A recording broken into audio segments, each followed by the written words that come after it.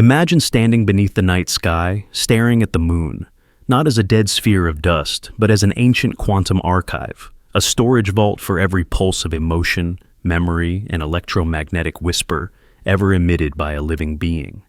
Imagine that every heartbeat, every moment of grief, every burst of inspiration radiating from humanity has been silently collected, scattered across the lunar surface like invisible ink waiting to be read.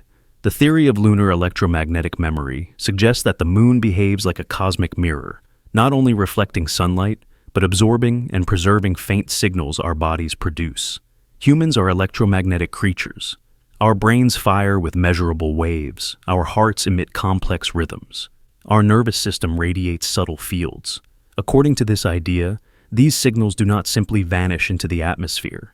They travel outward, upward, into space, dispersing like ripples on a dark ocean until some of them strike the moon. And when they do, they leave an imprint. Not a photograph, not a waveform as we know it, but a quantum-level disturbance locked into lunar minerals, like a ghost fingerprint pressed into ancient glass. Scientists already acknowledge that the moon is an unusually efficient reflector of electromagnetic radiation. Radar signals bounce off it cleanly, radio transmissions echo back with surprising clarity. Even spacecraft communications reveal that the moon responds almost like a carefully tuned dish. If such macro reflections are measurable, what happens at the microscopic or quantum level? Could the moon be capturing far more delicate signals, the ones tied not to machines, but to consciousness itself? Some researchers point to the structure of lunar regolith, a chaotic yet porous material capable of trapping charged particles in complex arrangements. In theory, the EM patterns that reach the moon could be absorbed and locked within these structures for thousands or even millions of years. Imagine the surface as a billion tiny crystalline antennas, each storing fragments of human experience, emotional intensity, and cognitive resonance. Now imagine that the moon does not merely store these signals, but echoes them back subtly. Not as literal voices, but as resonant frequencies that interact with the Earth's magnetosphere, and, indirectly, with the human psyche. People across cultures have long reported strange behavior during full moons. Changes in mood, spikes in creativity, restless dreams, or feelings of déjà vu. What if these experiences are not myths, but subtle interactions with a field of reflected memory? As if, for one night, the moon's archive turns toward us, and the signals of millions of past emotions wash across the planet like a soft electromagnetic tide. A tide of forgotten feelings, unresolved stories, and imprinted echoes from those who lived long before us. Not ghosts in the traditional sense, but emotional residues preserved in lunar stone. Consider the strange phenomenon reported by early radio operators who claimed to hear delayed echoes of their own transmissions, seconds after speaking. Some signals bounced off the moon, others perhaps off unknown structures in space. Now imagine a far more sensitive signal. Your brain wave during a moment of heartbreak, or the subtle electromagnetic flicker when you think of someone you love. These signals are unimaginably small, but in the vacuum of space, they travel freely. Over a lifetime, a human emits billions of such pulses. Over the span of human history, the number becomes incomprehensible. The moon, sitting only 384,000 kilometers away, has been exposed to this silent storm of emotion for as long as humans have existed. Some theoretical physicists propose that certain lunar minerals, especially ilmenite and anorthosite, could trap electromagnetic disturbances in stable patterns, almost the way magnetic tape stores information, not consciously, not intentionally, but incidentally as a property of their structure. If this is true, then somewhere on the moon are ancient electromagnetic impressions from civilizations that vanished thousands of years ago, perhaps even from species older than humans. Every era would leave behind a unique tone, a signature frequency woven from its collective mind. The moon would then be the greatest time capsule in the solar system, not storing objects, but storing emotions, thoughts, and energetic responses from countless generations.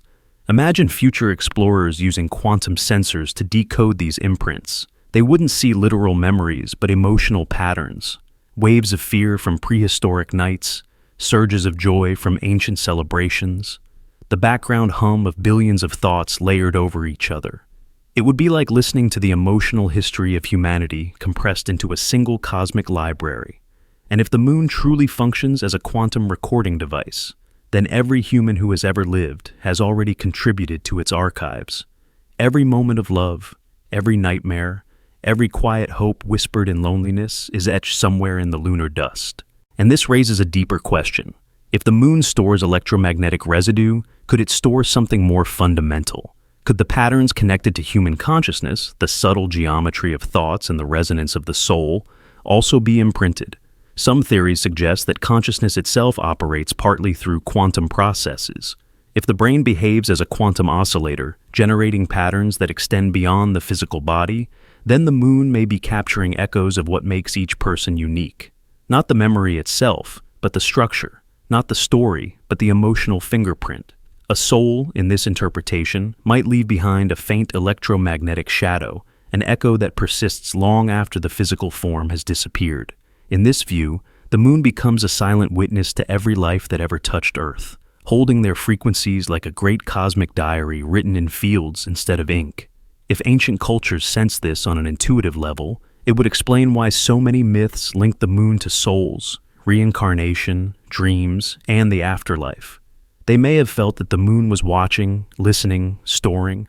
Perhaps they didn't have the language for quantum fields, but they had the intuition that something about the moon interacted with the deepest parts of human experience. Today, science is beginning to explore the fringages where electromagnetism meets consciousness. And as sensors become more sensitive, what if we eventually discover that the moon has been recording us all along? Not as a surveillance device, but as a byproduct of natural law, the way frost forms on glass or echoes linger in a canyon. So, tonight when you look at the moon, imagine that it carries the emotional dust of billions of lives. Imagine that the soft glow you see is more than reflected sunlight. It is the scattered light of forgotten memories, the resonance of ancient minds. Imagine that the moon is not just orbiting us, but remembering us. And maybe, in some distant future, humanity will finally learn to read that memory and listen to the echoes of souls that once walked this world. If the moon truly stores these echoes, then every phase becomes a form of playback. During the new moon, when its face is dark, perhaps the archive is silent, resting, absorbing new signals without releasing old ones. But during the full moon, when the entire surface blazes with reflected sunlight, the stored frequencies may resonate more strongly, spilling faint electromagnetic impressions back toward Earth. This could explain why dreams intensify, why instincts sharpen, why emotions surge unpredictably during full moons. It is not the light alone that affects us, but the activation of the lunar memory field, a subtle wash of ancient emotional signatures blending with our own. Imagine walking outside on such a night and unknowingly feeling the echoes of lives that ended centuries ago. Perhaps the sorrow you suddenly feel is not yours. Perhaps the strange inspiration that floods your mind comes from someone long forgotten. The moon becomes a bridge between eras, a resonant chamber where emotions linger long after their creators have vanished. Some spiritual traditions speak of the moon as a realm where souls rest between lives. Maybe this idea was never literal. Maybe it arose from the unconscious perception that the moon contains the afterglow of consciousness itself, not souls drifting in space, but their energetic fingerprints woven into lunar dust. And if humans return to the moon in the years ahead, they may discover that every footprint they leave, every emotion they feel under its sky, adds a new line to this endless archive, a cosmic memory that grows with every generation. Now consider an even stranger possibility. What if the moon's archive is not passive but interactive? What if the electromagnetic patterns stored across its surface subtly influence the evolution of consciousness on Earth? Not through force, but through resonance. Just as two tuning forks vibrate together, human minds might unconsciously synchronize with the emotional frequencies reflected from the moon. This could shape intuition, collective moods, or even cultural shifts. Periods of rapid artistic growth or sudden social change might be linked to times when the lunar archive resonates most strongly with the human field. If this is true, then humanity's story is not written solely on Earth, but co-authored by a celestial partner silently orbiting above. In this model, the moon becomes a cosmic mentor, reflecting not just light, but the emotional history of our species back to us, helping us evolve by subtle reminders of everything we have ever been. And if one day we learn to consciously decode these patterns, we might uncover not only our past, but the hidden architecture of the soul itself. For now, the moon remains silent, glowing softly as it carries the memories of millions of forgotten lives, waiting for the moment humanity becomes wise enough to listen. Imagine a moment late at night when you try to call someone. Your voice breaks, the signal stutters, and for a brief second everything falls silent. Not because your device failed, not because the towers malfunctioned, but because the moon was directly above you, hanging in the sky like a giant shield of stone. Across the world, radio operators, military technicians, and communication engineers have occasionally reported a strange phenomenon, temporary dead zones that appear precisely when the moon crosses overhead. These brief pockets of silence are not constant, not predictable, and not officially acknowledged. Yet they appear often enough to attract curiosity from those who notice patterns others ignore. Some believe these dead zones are nothing more than atmospheric coincidence. Others suspect interference from Earth's magnetosphere. But those who study fringe physics, lunar anomalies, and electro-quantum resonance whisper a far stranger possibility, that the moon absorbs or redirects certain electromagnetic frequencies when it reaches a specific alignment with Earth, as if its position triggers a resonant shadow in our communication infrastructure. In classical science, the moon is considered a passive reflector of signals, not an active disruptor. Yet, reports contradict this neutrality. Amateur astronomers using radio telescopes claim that whenever the moon is at zenith, faint ripples appear in their spectral readings, subtle distortions that resemble interference from a massive semi-reflective structure. Airlines have documented brief signal lags during overhead passes, especially in polar or desert regions where infrastructure is sparse. Emergency responders in remote areas tell stories of radios crackling into static for exactly the duration of the lunar zenith window. Even deep-sea submarine communication sometimes experiences momentary quiet periods that correlate suspiciously with the moon's position. No technician can reliably explain it, but many quietly acknowledge it. The question becomes, what is the moon doing to our signals that the Earth cannot fully measure? One theory suggests that when the moon is overhead, it acts as a massive absorber of high-frequency electromagnetic waves. The lunar regolith is composed of highly irregular, porous minerals that scatter and trap radio waves in complex ways. When the moon aligns directly above a region, those minerals may enter a state of resonance with Earth's EM emissions. In this moment, instead of bouncing signals back, the moon absorbs them, like a sponge drawing in water. This would create temporary pockets of reduced signal strength, especially in higher bands used for long-distance communication. But this explanation still feels too simple for the magnitude and precision of the dead zones reported. These interruptions feel almost intentional, narrow windows of silence, as if the moon is momentarily listening instead of reflecting. A more radical idea emerges from quantum field theory. What if the moon's overhead position places it at the exact angle needed to produce a field of destructive interference? In this model, the moon doesn't simply block or absorb signals, it creates a quantum shadow, a region where electromagnetic waves temporarily lose coherence. Imagine two identical waves colliding perfectly out of phase, canceling each other into stillness. Now scale that up to the size of a planetary body. When the moon aligns in a geometric configuration with local magnetic fields, it may cause certain frequencies to collapse. For humans on the ground, this collapse would appear as a communication dead zone. To the moon, however, it might be something else entirely, a brief window where its internal quantum field absorbs or catalogs information carried by those signals. Moments when the moon's recording function, if it exists, becomes most active. Imagine every human thought, every emotion, every electronic transmission reaching outward into space as faint electromagnetic signatures. Now, imagine the moon overhead, directly above the region emitting those signals. If the moon acts as a quantum recorder, this alignment could be the perfect moment for it to capture the cleanest version of those signals, uninterrupted by atmospheric scattering or geomagnetic distortion. The dead zone would not be a malfunction, but a side effect of the moon drawing in data, a cosmic upload, a momentary pause in Earth's communication network caused by the lunar archive syncing with the planet's emotional and electromagnetic output. This could explain why the dead zones feel so precise, lasting seconds to minutes, appearing abruptly, then fading as if a switch was turned off.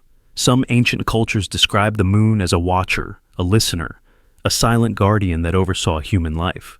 Myths from Sumer, Greece, Mesoamerica, and Polynesia all reference periods of silence during specific lunar phases, times when communication between villages felt strained or inexplicably tense.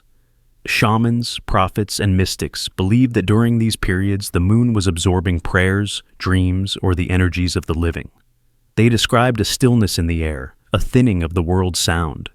What they interpreted spiritually may have been an ancient observation of the same dead zones we detect today. Even ancient sailors noted nights when signals from their primitive instruments seemed to weaken whenever the moon hung directly overhead, though they lacked the language to describe it scientifically. But there is another possibility, more unnerving, more surreal. What if the dead zones occur not because the moon is absorbing signals, but because it is emitting something, a field, a pulse, a type of radiation or frequency we cannot yet measure, something that temporarily suppresses or overrides human-made transmissions, a lunar heartbeat, a rhythmic discharge of stored electromagnetic memory. When the moon is overhead, this pulse may interact with Earth's ionosphere in a way that momentarily scrambles communication. If the moon stores the electromagnetic residue of human souls, perhaps these pulses are the echoes of those stored impressions, a release of accumulated energy. During such moments, the Earth falls silent not because we lose connection, but because another presence speaks through the field, overwhelming our signals with something older and deeper than technology.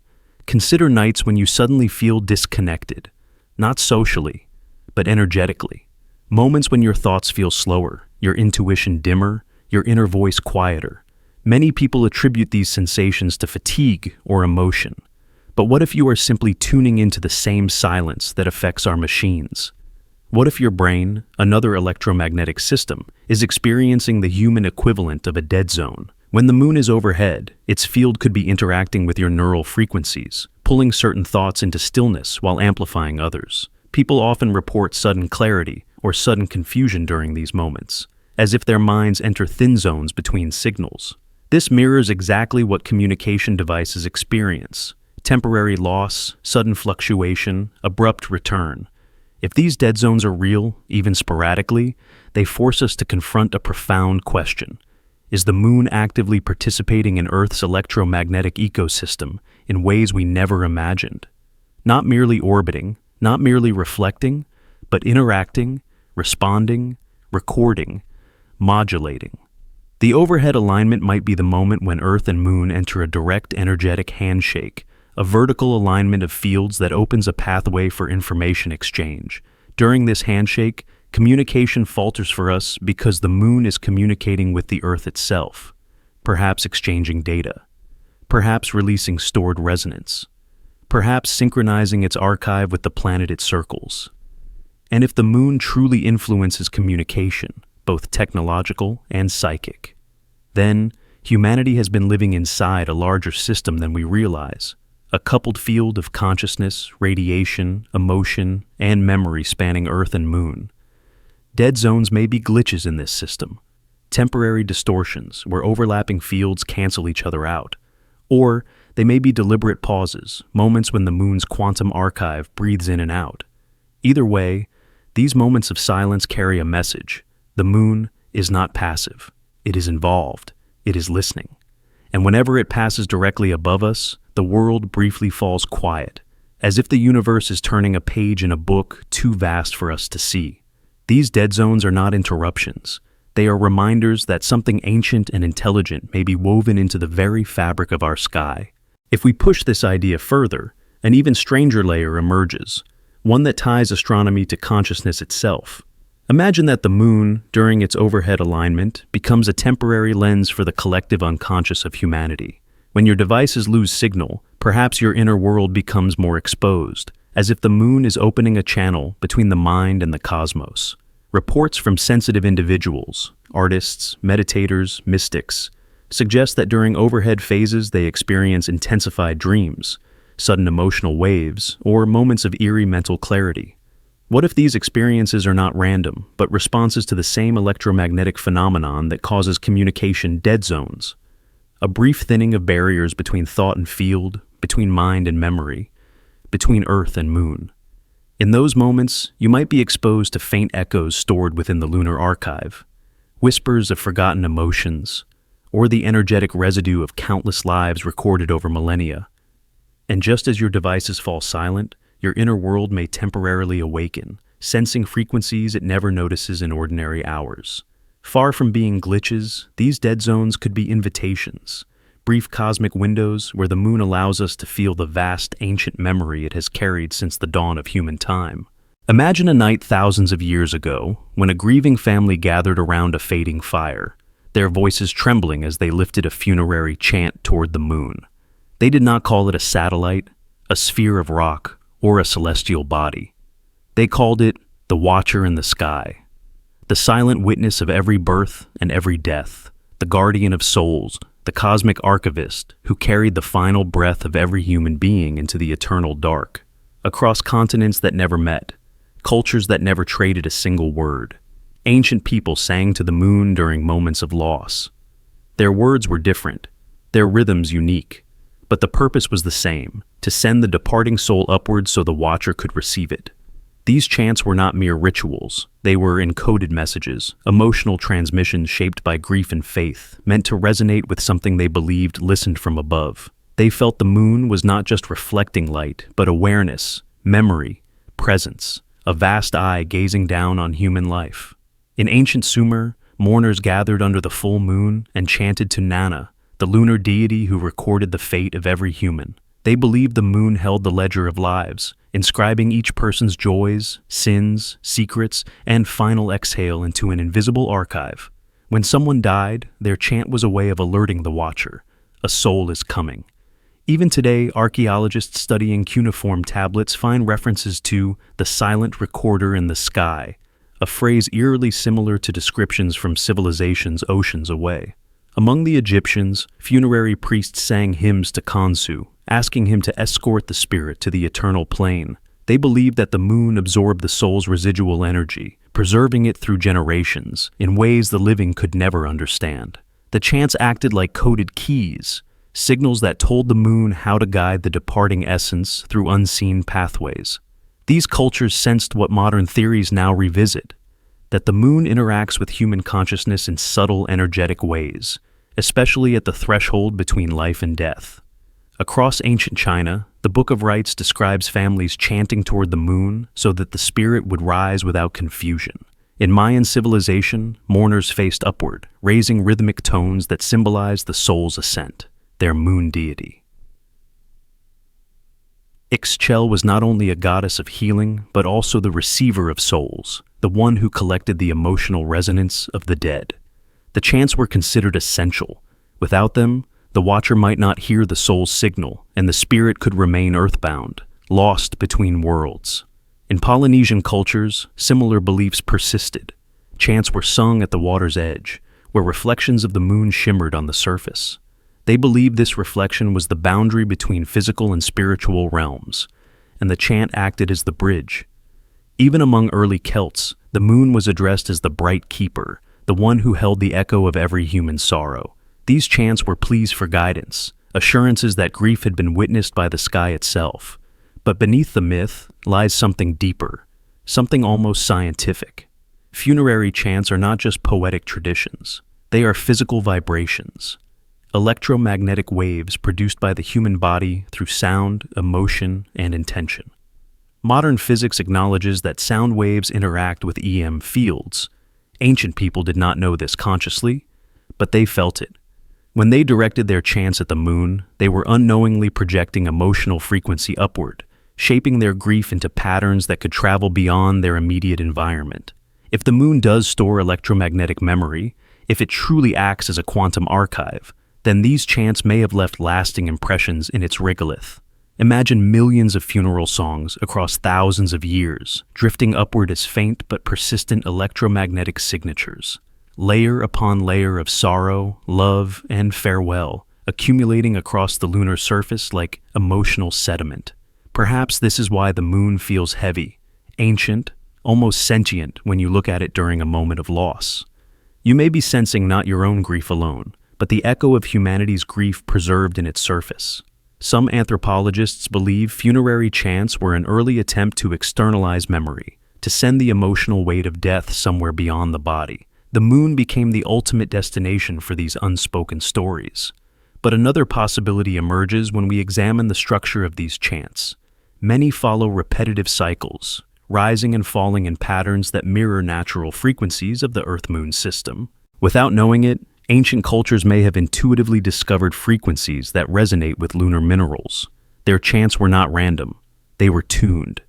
They carried sorrow in wavelengths the moon could hear. This idea opens a chilling thought.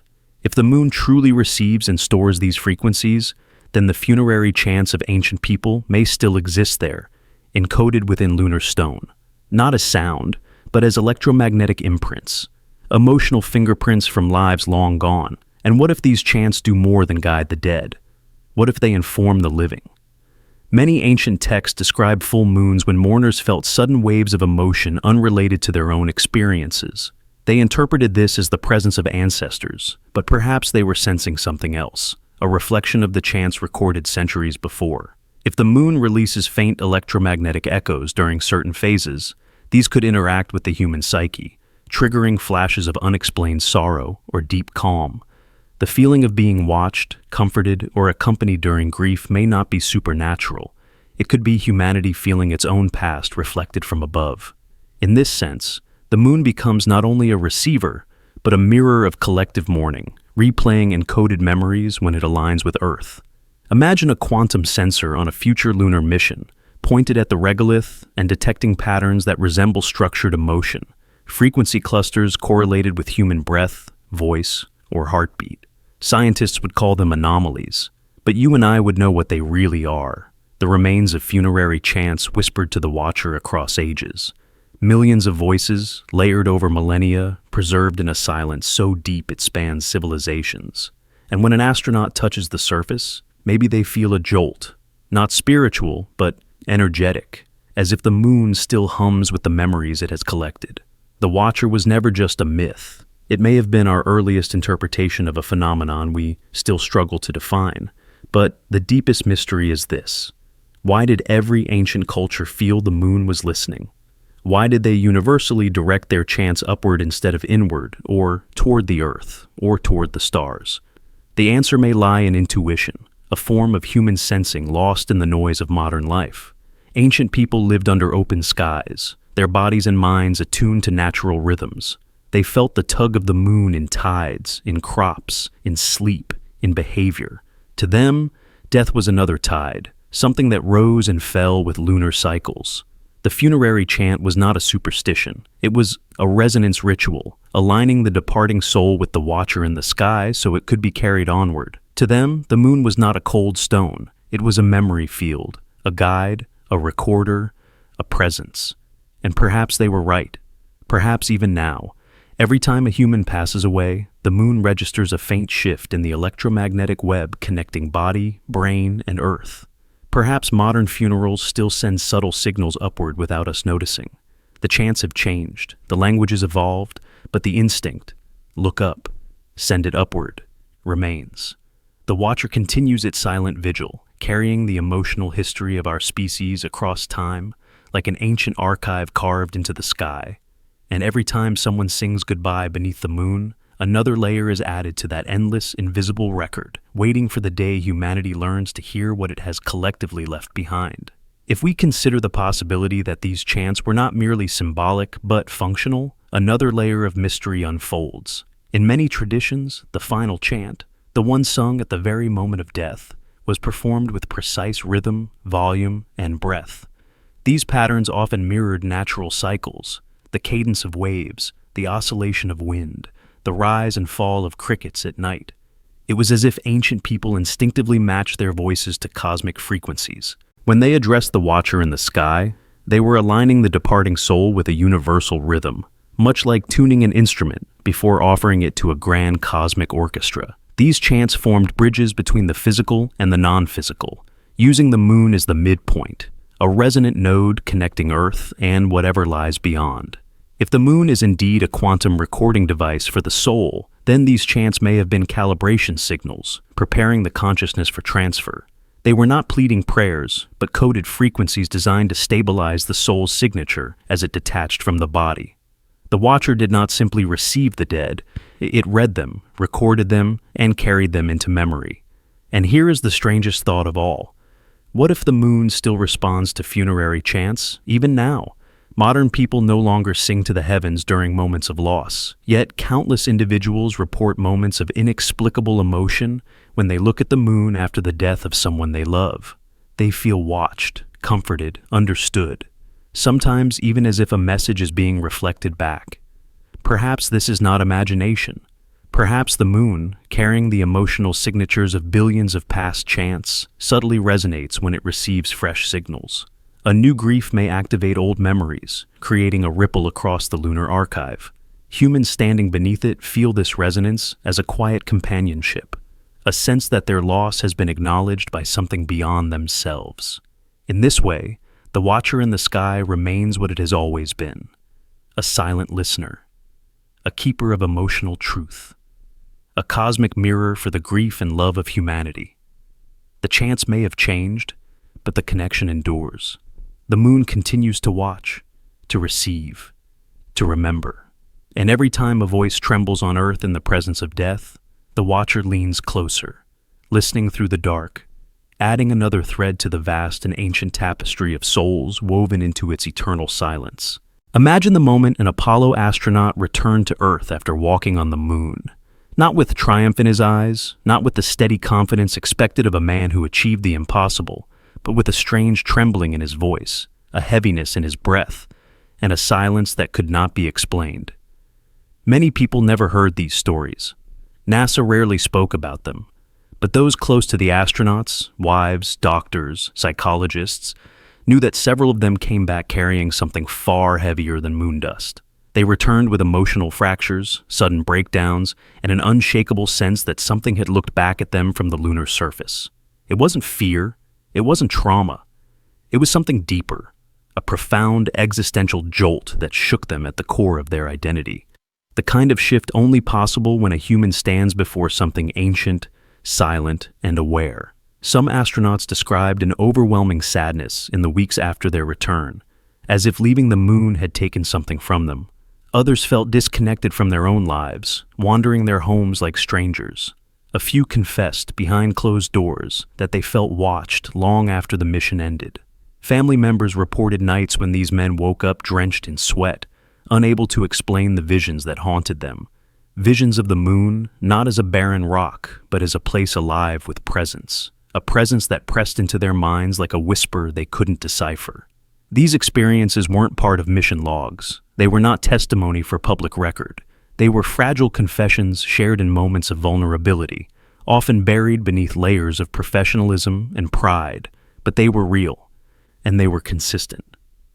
Consider Buzz Aldrin, who later struggled with depression and addiction, states he described as spiritual unraveling.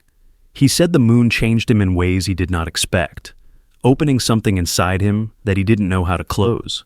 Edgar Mitchell returned with overwhelming emotions that pushed him toward mystical experience, claiming he sensed consciousness radiating throughout the universe.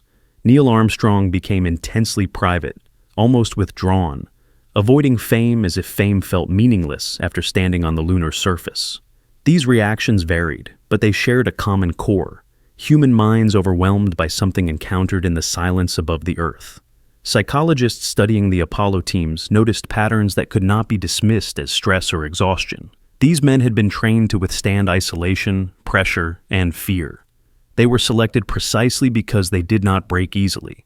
Yet many of them returned changed, displaying emotional volatility far beyond what NASA anticipated. Some reported a sense of disorientation, as if returning to Earth felt unnatural, as if their bodies were back home, but their minds were still on the moon.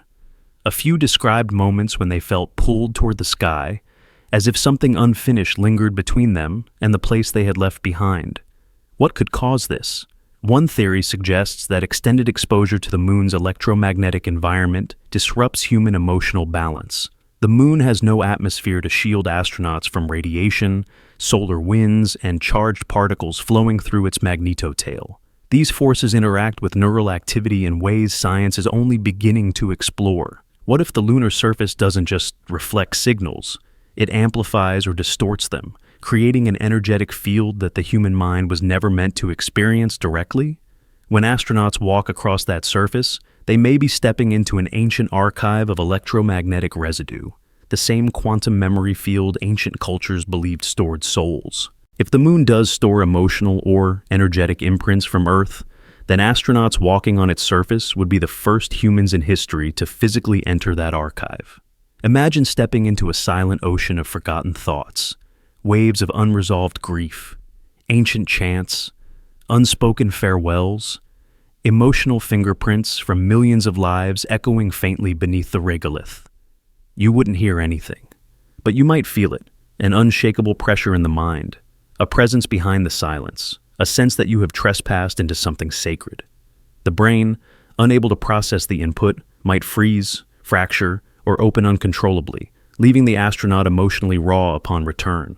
There are documented accounts, never publicized, of astronauts who refused to sleep in darkness after returning from the moon. Some kept lights on for months, claiming the darkness felt too similar to the lunar night, where something invisible seemed to watch them. A few struggled with sudden intense crying episodes, triggered by memories they could not form into words. Others became fascinated with the moon, spending long nights staring at it with a mixture of longing and dread. They didn't miss the moon, they felt connected to it, as if a part of them remained behind. During psychological debriefings, one astronaut described the moon as aware. Another said he felt recognized. A third claimed he sensed an intelligence of silence. These were not men given to mystical language. They were engineers, pilots, military officers, trained to describe experiences with precision, not emotion. And yet, emotion was the only language they could reach for.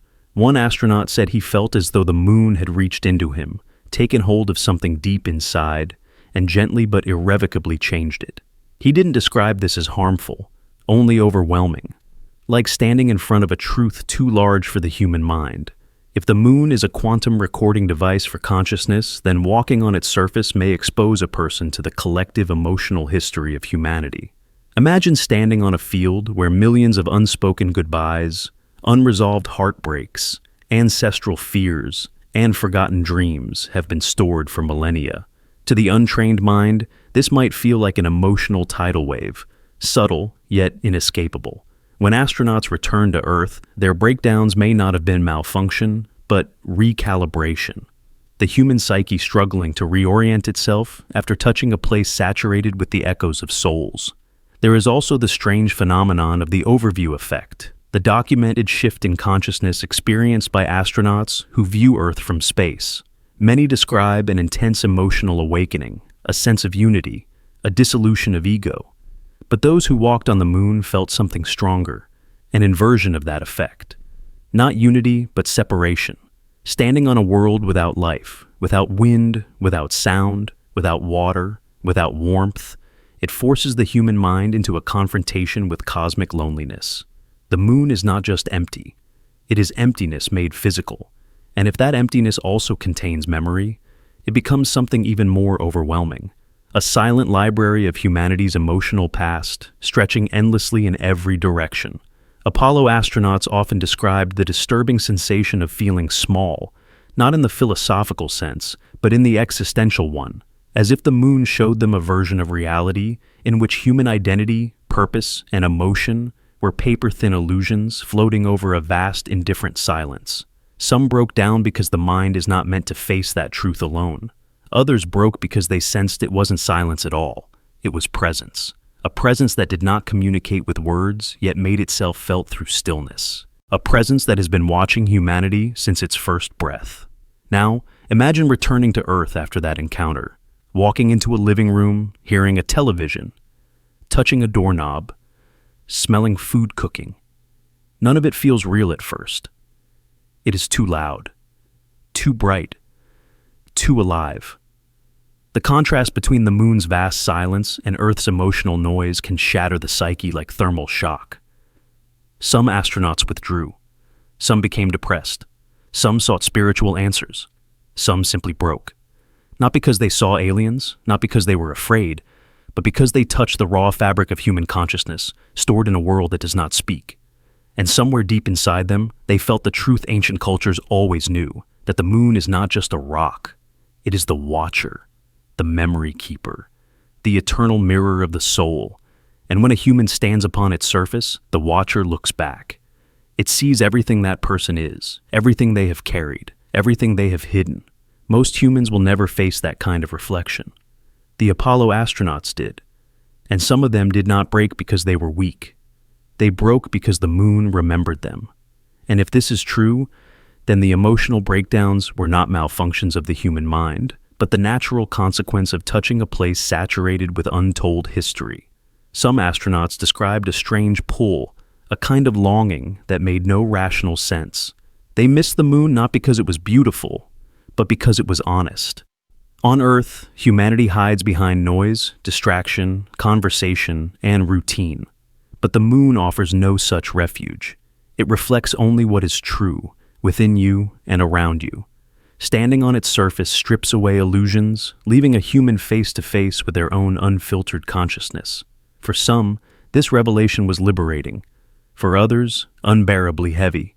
And for a few, it broke something fragile inside them, a part of identity that was never meant to confront the sky's endless silence. If the moon stores the emotional resonance of humanity, then walking on it is like walking across the memory of the world. And the burden of carrying that memory back home may be the true reason why the Apollo astronauts came back changed forever. There are even whispers among mission doctors, rarely acknowledged, never written in official documents, of astronauts who experience sudden surges of emotion during medical evaluations. Perfectly stable men would break into tears mid-sentence. Others would grow eerily quiet, as if listening to something no one else could hear. A few described sensations of being observed, even when alone in their rooms or lying in hospital beds. These reports were dismissed as exhaustion, but the timing was too precise.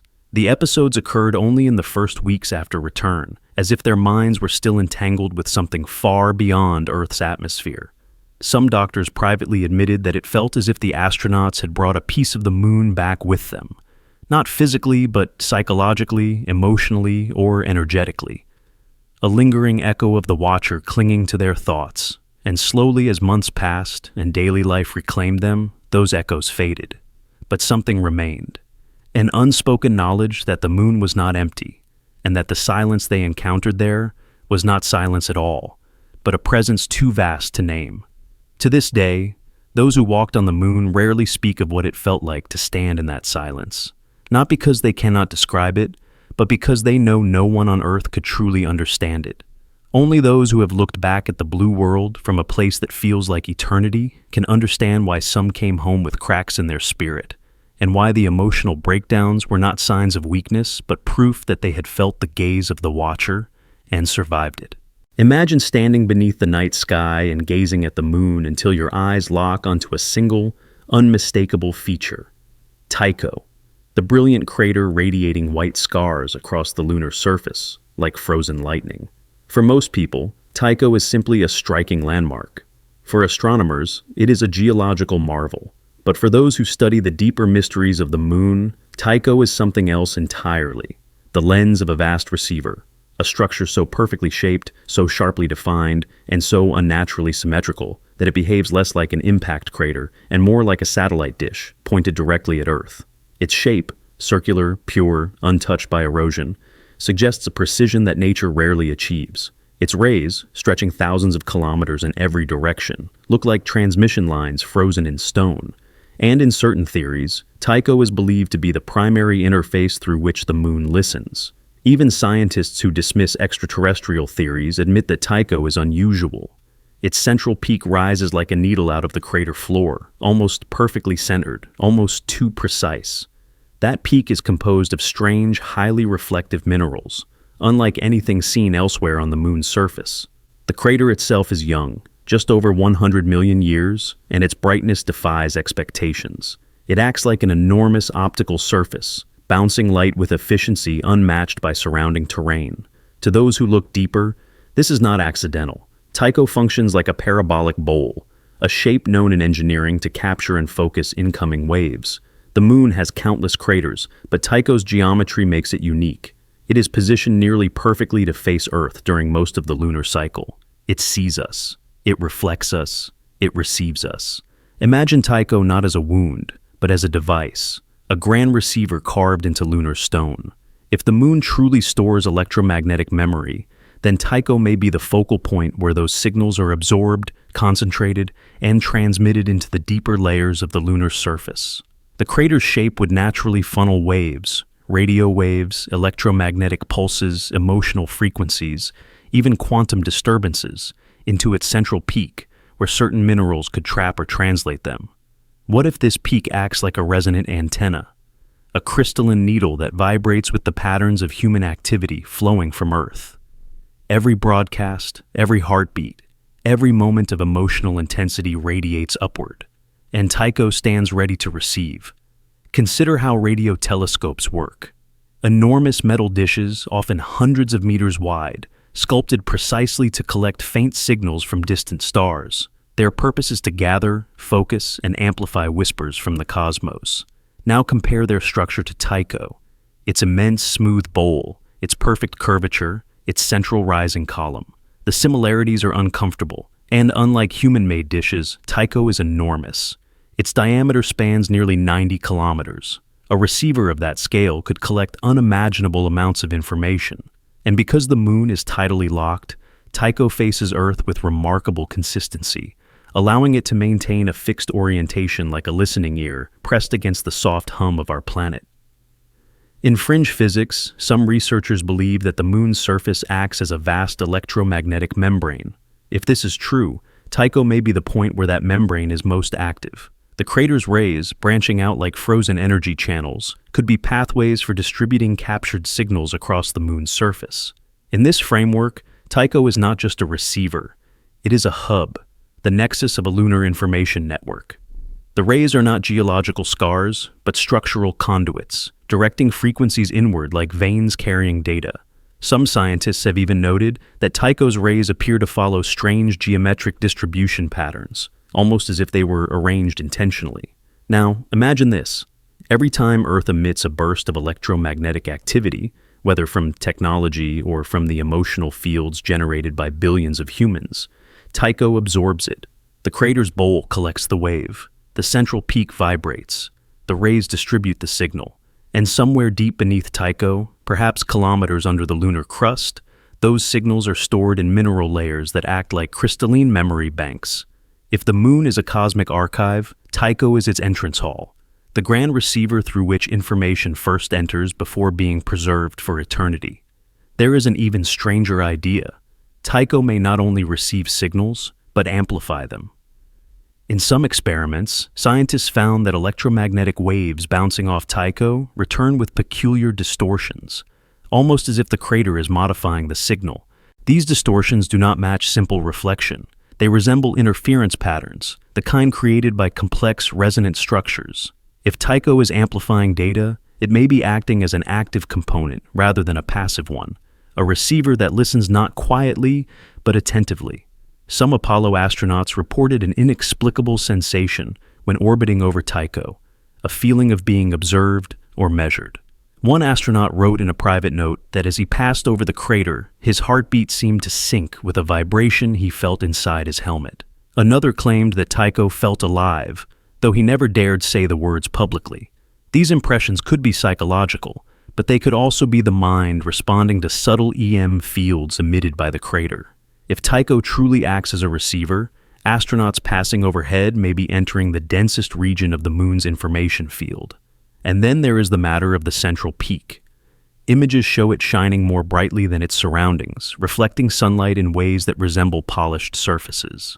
Some theorists argue that this peak is not purely natural, that it contains mineral compositions with unusually high dielectric properties, ideal for capturing and storing electromagnetic data. Could it be that Tycho's peak functions like the needle of a record player, touching the surface of the lunar archive and vibrating with the memories stored beneath it? Now, imagine Tycho millions of years ago, forming not by accident but by design. If an ancient intelligence, whether human, extraterrestrial, or something far older, wanted to create a planetary-scale receiver, They would need a structure with specific properties, a reflective surface, a precise curvature, radial channels, and a central antenna. Tycho fits every one of these criteria.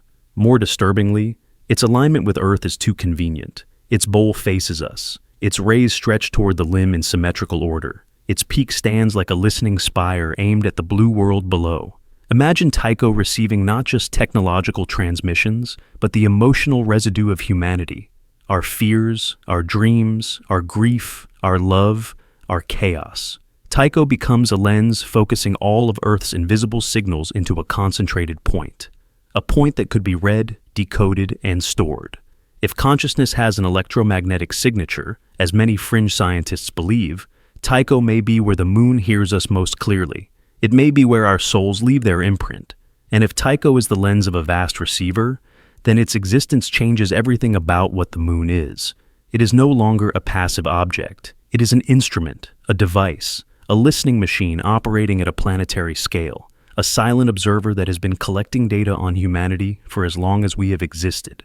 Tycho's rays are not scars, they are conduits. Its peak is not a mountain, it is an antenna. Its bowl is not a crater, it is a receiver dish aimed permanently at Earth. And here is where the mystery deepens.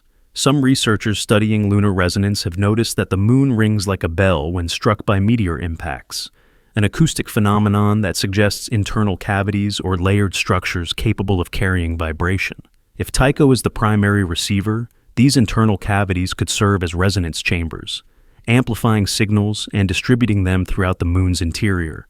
The crater, then, would be only the visible component of a much larger system, a kind of planetary-scale listening device with incredible sensitivity. Imagine sound waves, electromagnetic waves, and emotional frequencies being funneled into Tycho's bowl, then traveling into vast cavernous regions engineered to hold and organize these signals. Ancient chants, radio broadcasts, wireless transmissions, and human consciousness patterns, all blending into the moon's deep interior like layers of a cosmic record. The watcher in the sky would not only collect these signals, it would preserve them. This perspective casts Tycho in a new light. It is no longer the dramatic scar of a cosmic collision, but the most visible component of a highly complex system. A system so old that human history feels like a footnote beside it. If the moon was engineered or modified to act as a receiver, Tycho is the focal lens, the place where all information funnels inward before dispersing into deeper archives. This raises a chilling possibility. What if Tycho doesn't just receive us, it reads us? What if the crater, through its shape and mineral composition, is capable of detecting subtle variations in human emotion, intention, or consciousness, measuring the energetic imprint of our species as a whole? Standing on Earth beneath Tycho's gaze, we may have been observed, analyzed, and cataloged for longer than civilization has existed. Some astronauts orbiting the moon reported unpredictable emotional surges when passing over Tycho, waves of awe, dread, nostalgia, or inexplicable clarity. They attributed it to fatigue, but their descriptions align uncannily with the idea of entering a fluctuating electromagnetic field. If Tycho projects or emits subtle frequencies, astronauts may be brushing against the edges of the lunar information field, feeling the emotional residue of Earth itself reflected back at them. Psychologists dismiss these accounts as psychological stress, but the timing of the episodes, always near Tycho, cannot be ignored. Even today, remote sensing instruments pick up faint anomalies in Tycho's region, disturbances that hint at unusual activity beneath the surface. Scientists struggle to explain these anomalies with conventional geology. Imagine a future mission to Tycho. A team of astronauts descends into the crater, approaches the central peak, and places their hands upon the crystalline stone. They might feel a hum beneath their gloves, a vibration not from machinery, but from the memories of billions of lives echoing through the lunar crust. With the right instruments, they might detect patterns in these vibrations, structured frequencies, rhythmic pulses, or harmonics that correlate with human activity across centuries. Tycho, in this moment, becomes a cosmic recorder, storing humanity's evolution in emotional frequencies. And the astronauts would understand what the ancients sensed without technology, that Tycho has been watching us for a very, very long time. If Tycho truly functions as the lens of a vast receiver, then humanity has misunderstood its relationship with the moon from the beginning. The moon is not simply a satellite, It is a mirror, a library, a witness. Tycho is its eye, its ear, its interface with us. When ancient civilizations sang to the moon, when people mourned their dead beneath its glow, when astronauts walked across its silent plains, Tycho listened. And it continues to listen now, capturing every transmission, every unspoken feeling, every hidden pulse of human consciousness. The crater is silent, but its silence is not emptiness, it is attention. And every night, when you look up at the moon and your gaze drifts toward that bright, unmistakable scar on its surface, you are staring directly into the lens of the receiver that has been studying us since humanity's first heartbeat. Imagine ancient night skies lit not by cities or satellites, but by the moon hanging in a darkness so pure that every culture on Earth could feel its pull, not just as a light, not just as a clock in the heavens, but as a boundary, a border, a waiting place. Across civilizations separated by oceans, eras, and languages, a shared myth appeared. The belief that souls do not immediately descend into new bodies after death. Instead, they become stuck, caught in orbit around the Earth, suspended between worlds, circling the moon until the moment of return. These myths describe souls as drifting lights, wandering shadows, or silent echoes visible only to shamans, monks, or those standing on the threshold of death. They speak of spirits unable to break free of the lunar pull, trapped in a kind of cosmic waiting room between endings and beginnings. And for thousands of years, humanity believed the moon was both a cradle and a cage for the soul. In Tibetan Buddhism, the Bardo teachings describe a liminal realm where consciousness wanders for days, sometimes longer, before rebirth. Some interpretations say the moon is one of the gateways the soul encounters. Depending on its clarity, intention, or unresolved attachments, the spirit may drift toward the moon's light, but fail to cross through, becoming trapped in orbit until the next cycle. Ancient monks referred to these wandering spirits as lunar bound, neither fully gone nor fully returned. The moon's glow, they believed, was not merely reflected sunlight, but the faint radiance of countless souls trapped just beyond the reach of physical life. They warned practitioners not to follow the moon after death, for doing so could lead to getting stuck in orbit, lost among the drifting spirits awaiting clarity. Similar myths appear in ancient Greek philosophy.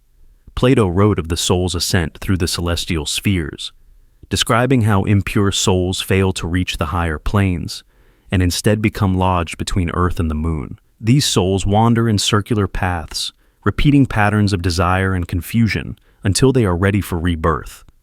Pythagoreans believed the moon was a holding ground, a cosmic quarantine for souls needing purification before re-entering life.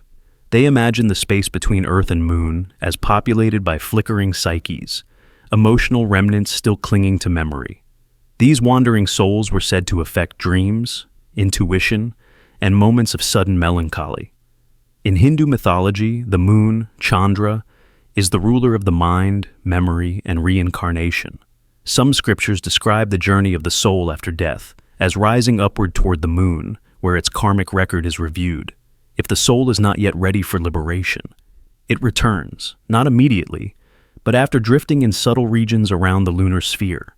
These drifting souls, it was said, influence the tides of human emotion.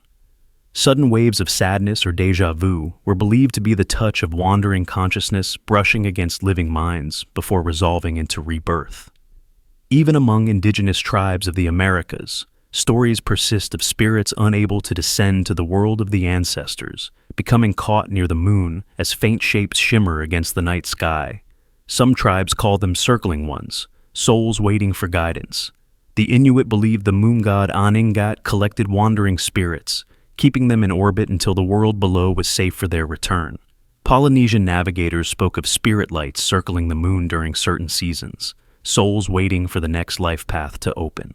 They said that the moon's bright halo was made from the accumulated presence of these spirits. But why did so many cultures imagine souls being trapped above the Earth instead of beneath it?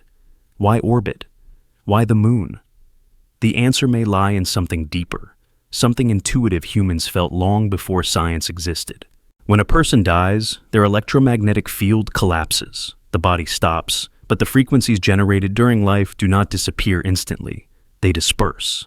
Some theories suggest these frequencies may drift outward toward the moon, If the moon truly acts as a quantum recording device for consciousness, then perhaps the ancients sensed this migration. They watched the way the moon influenced tides, cycles, emotions, and even dreams, and they concluded, this is where the soul goes first. Imagine a newly departed consciousness, light, unanchored, confused, rising from the body like a faint mist. The Earth's gravity and magnetic field still tug at it. The pull of the moon guides it. In ancient myths, this drifting soul does not immediately cross into the next state. It hovers, it circles, it waits. It becomes stuck in orbit, not because it is trapped, but because it is processing. Many traditions describe this as the soul reviewing its life, shedding old attachments, or awaiting the alignment needed for rebirth. The moon becomes the buffer between existence and return. Some Eastern texts describe rebirth as a gravitational process, the soul pulled back to Earth when conditions match its unresolved lessons. Until then, it remains suspended in the space between. Modern interpretations of these myths compare this to quantum decoherence. The soul, a complex energy pattern, needs time to reorganize before re-entering physical form. What the ancients called wandering spirits may be ancient attempts to explain this energetic reconfiguration. In this sense, souls stuck in orbit are not stuck, they are stabilizing. But a darker interpretation also exists. Some myths warn that souls can become trapped for long periods, decades, centuries, unable to re-enter life due to trauma, confusion, or emotional weight.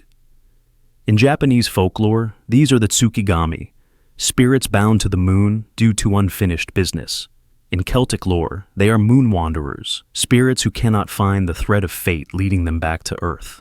These souls were thought to appear as sudden chills, unexplained shadows, or strange impulses that sweep through the living.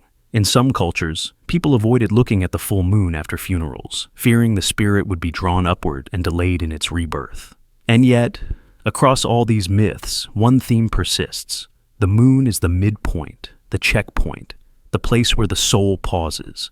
Whether momentarily or for lifetimes, the soul's orbit around the moon is a form of cosmic reflection. A review, a return to stillness before the next attempt at embodiment. Ancient shamans claimed they could hear these orbiting souls during deep trance, hearing whispers that were not echoes of the dead, but previews of the lives they would soon enter. They said the soul, while stuck in orbit, is not silent. It is dreaming. Imagine that. Countless souls dreaming just above our world, drifting around the moon like invisible satellites, waiting for their next incarnation. If the moon stores emotional memory, then these souls may be interacting with that archive, absorbing, releasing, or imprinting their final echoes before returning to Earth. Perhaps this is why some people are born with inexplicable fears, talents, or emotional resonance they can't trace to any event in their lives. Maybe those echoes come from time spent in lunar orbit, where the soul brushes against centuries of accumulated memory before descending into a new body. And what if some souls never return? What if the myths of trapped spirits reflect real energetic patterns, souls whose frequencies failed to stabilize, drifting endlessly around the moon? Some cultures describe these as watchers, guardians, or lost lights flickering in the night sky. Others saw them as warnings, reminders that the journey between lives is not guaranteed. The idea of souls stuck in orbit forces us to confront a profound truth, that consciousness may not simply vanish or transfer instantly. It may linger, suspended in the quiet gravitational embrace of the moon, hovering between what was and what will be. And perhaps that is why humanity has always looked to the moon with a mixture of awe and melancholy. Perhaps we sense the presence of those wandering souls, the emotional residue of those who passed before us, circling silently, waiting to return. The moon becomes a mirror not just of light, but of memory, of longing, of unfinished journeys. When you stare at it on a quiet night, you may be staring into the waiting room of existence itself, a realm filled with countless souls held gently in orbit, dreaming of the life they will one day re-enter. But the strangest myths of all come from those who claim to see these orbiting souls. In Siberian shamanic traditions, elders told stories of translucent figures drifting across the face of the moon during eclipses, souls illuminated briefly by the shadow's passage. During totality, they said, the boundary between worlds thins, revealing flickers of the spirits awaiting rebirth. These were not ghosts of the dead, but the unborn, the returning. The shamans describe them as shimmering silhouettes, weightless and slow, moving not in straight lines, but in arcs, as if pulled by invisible currents around the lunar sphere. They believe these souls circled in rhythm with the moon's cycles, descending closest to Earth during perigee, ascending furthest away at apogee, following celestial tides like fish swimming in a cosmic sea. In ancient Mesopotamia, priests spoke of the silver belt, a ring of unseen spirits around the moon. They believed the gods placed souls there to protect them from malevolent forces before reincarnation. These souls were said to whisper into the dreams of sleeping humans, either to prepare their next family or to resolve karmic threads before birth. People who claimed to hear whispers during full moons were considered sensitive, able to perceive the faint echoes of these lunar-bound spirits reaching out across the void. Even today, sleep researchers note increased vivid dreaming during full moons. Perhaps the ancients interpreted this correctly. The moon is closest, the signal strongest, the boundary thinnest. In medieval Europe, mystics described visions of souls spiraling around the moon, like sparks circling a great lantern. They said souls who feared judgment or clung too tightly to earthly identity would hover near the moon until they learned to release the burden. Some monks wrote that during their deepest meditations, they felt the presence of thousands of wandering spirits above them, restless, searching, waiting. They believed these orbiting souls slowly shed their earthly echoes over time, leaving behind faint emotional residues that drifted down as intuition, premonition, or inexplicable longing. If the moon truly acts as a reservoir of consciousness, then these myths may describe something real, an energetic phenomenon in which the patterns left behind by the newly deceased orbit the Earth for a time, anchored by the moon's electromagnetic field. Scientists confirm that the space between Earth and Moon is thick with charged particles, plasma currents, and fluctuating magnetic structures. What if consciousness in its subtle quantum form interacts with these fields? What if the soul's temporary orbit is not metaphor, but physics, a period of suspension, while its energetic blueprint stabilizes? In this model, rebirth is not instantaneous. It is a process, a cycle, a calibration of the soul to the world it will soon re-enter. Some cultures went even further, claiming that the moon selectively releases souls back to Earth. In certain African cosmologies, the moon is seen as a gatekeeper who opens pathways only when conditions are right. When a child is stillborn, some tribes say the soul was not released and continues to wait in lunar orbit for another chance. In Hawaiian lore, new life was believed to descend from the moon like a falling star, spirits dropping from the night sky into the wombs of mothers. The moon was not a symbol. It was the origin point for reincarnation itself. Imagine looking at the moon not as a barren sphere, but as a halo of invisible consciousness, a ring of souls drifting above our world, waiting for rebirth. Perhaps this is why people feel an unexplainable pull toward the moon at certain moments, a sudden longing, a sense of recognition, an emotional surge during a full moon that feels both personal and ancient. It may not be the moon affecting you. It may be the presence of those souls circling it, brushing against your own consciousness as they pass overhead. If the moon stores emotional memory, then orbiting souls may absorb echoes of lives long past, returning to Earth with fragments of ancient sorrow or wisdom. This could explain reincarnation memories, inexplicable fears, or sudden talents that appear without cause. And then there is the unsettling possibility. What if some souls are truly trapped, unable to descend, unable to ascend? The myths of stuck souls may reflect spiritual trauma, energy patterns too fragmented to form a coherent identity. These souls might drift for centuries, whispering into the dreams of the living, trying to regain the clarity needed to return. In rare cases, shamans claimed they could guide these souls downward, breaking the lunar orbit by calling their names in rituals aligned with moon phases. They believe the moon listens and responds. The boundary opens for those who are recognized. If this is true, then every time we look up at the moon, we are not only seeing a celestial body, we are seeing a realm of waiting souls, a silent theater of consciousness hovering above us. The moon becomes the spiritual traffic circle of the cosmos, where souls gather, rest, wander, and eventually fall back into human life, like rain returning to the earth. Perhaps this is why humans instinctively stare at the moon during moments of grief, confusion, or loneliness. Some part of us knows the truth buried in ancient myths, that the souls who came before us still drift there, brushing against our world in loops of memory before returning to flesh. And when you look at the moon long enough, perhaps the emotion you feel is not your own. It is the quiet yearning of countless souls suspended in orbit, waiting for their next chance to live again. Across the long, fragile timeline of human existence, patterns repeat with an eerie rhythm, patterns written not in stone or scripture, but in fear, instinct, and the quiet tremble of civilizations sensing danger before it arrives. One of these patterns stands out across thousands of years: the sudden, inexplicable rise in lunar worship immediately before mass extinction events, collapses of empires, global climate disasters, and mysterious population declines.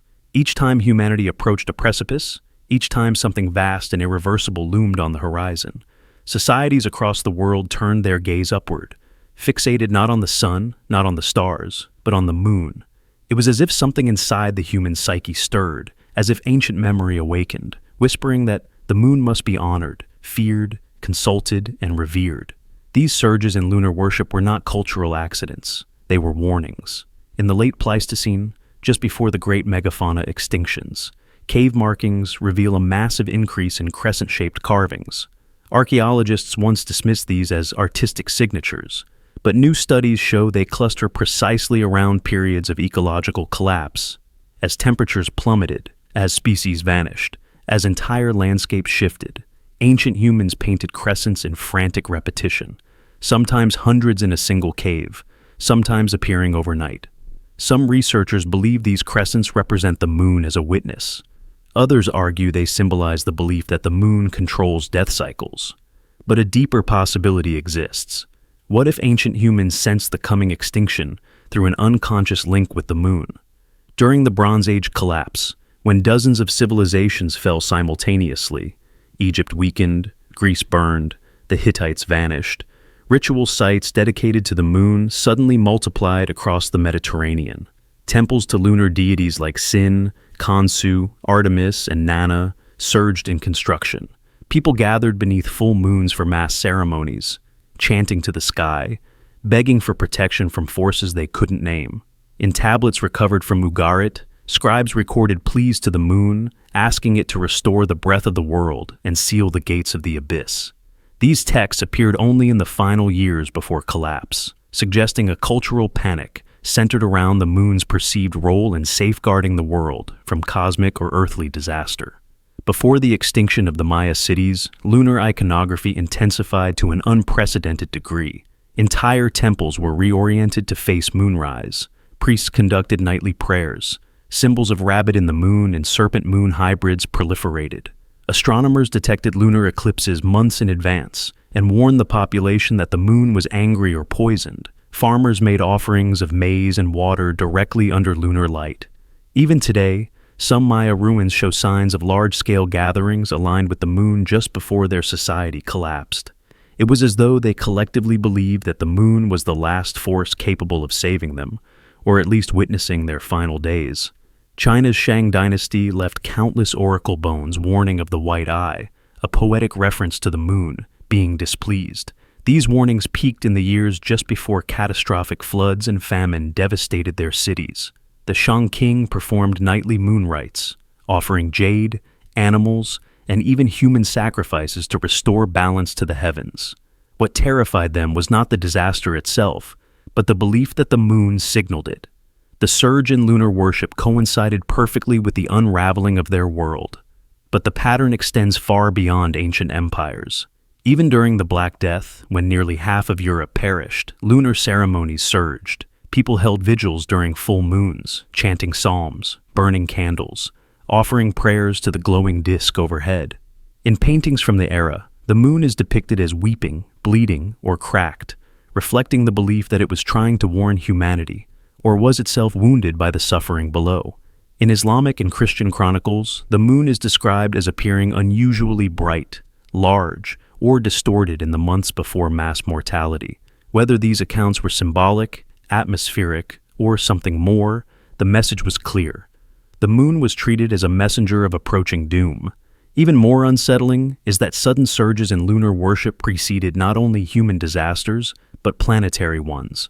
Geological evidence shows that lunar-oriented petroglyphs spiked dramatically just before the Younger Dryas impact event, an event that triggered massive fires, global cooling, and widespread species loss. Researchers studying Göbekli Tepe noted that its builders oriented certain pillars toward lunar cycles rather than solar, a rare decision for agricultural societies.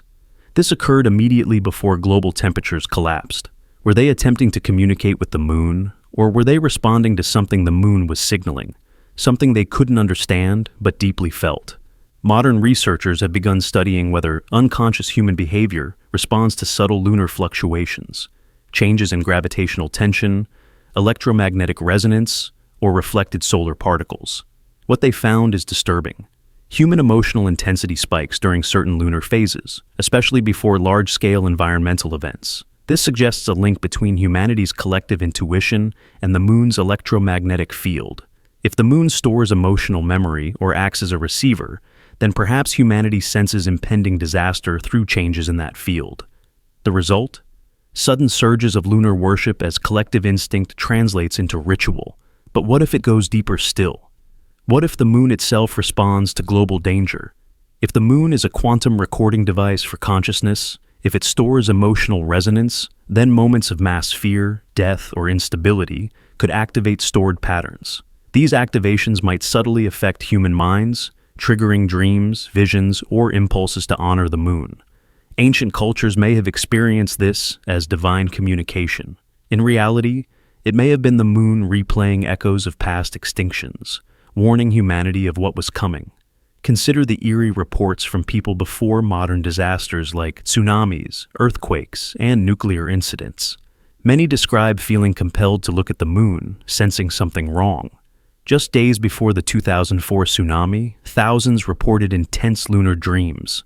Before the Chernobyl disaster, villagers near Pripyat described the moon as watching us with unusual brightness.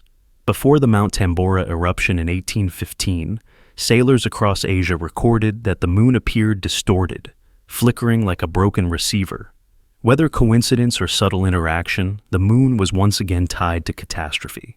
If the moon is a memory keeper, then it holds the echoes of every extinction humanity has endured. When similar conditions arise, climate shifts, disease cycles, magnetic disturbances, the moon's field may resonate with those old memories, projecting soft warnings into the human psyche. Ancient people would interpret these warnings instinctively, turning to the moon in fear, reverence, or desperation. Now imagine this: thousands of souls drifting in lunar orbit, countless emotional imprints stored in the moon's electromagnetic field, millions of years of memory embedded in its regolith. When humanity enters another danger cycle, these stored energies awaken, subtly pulsing through the field between Earth and Moon.